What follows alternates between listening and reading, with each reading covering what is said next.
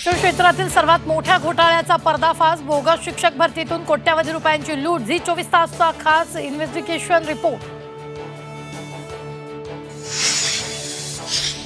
Zee 24 तासच्या investigation रिपोर्टचा दणका। Bogus शिक्षक भरती घोटाळ्यात कुणालाही पाठीशी घालणार नाही, एका आठवड्यात कारवाई करण्याचे शिक्षण मंत्री दीपक केसरकरांचे आदेश।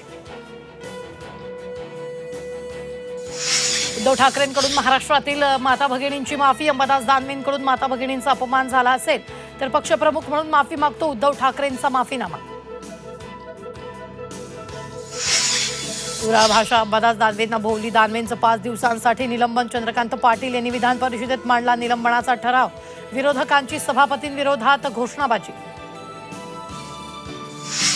लोकसभेतील पंतप्रधान मोदींच्या पहिल्याच भाषणात विरोधकांचा गोंधळ, नीट परीक्षा आणि मणिपूरवरून विरोधकांची जोरदार घोषणाबाजी। तर हिंदू देवदेवतांचा अपमान सहन करणार नाही, मोदींचा राहुल गांधींना इशारा।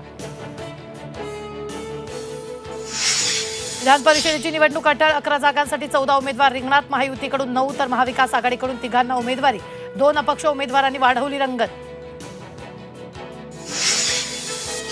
भाजपकडून विधान परिषदेसाठी पंकजा मुंडेंचा उमेदवारी अर्ज दाखल। फडणवीस, महाजन, मुंडेंची उपस्थिती, कार्यकर्त्यांचा जल्लोष, मंत्रिपदाची केली मागणी। इंतरवाली सराटीत मनोज जरांगेंचा मुक्काम असलेल्या घरावर ड्रोननं टेहळणी केल्याचा आरोप।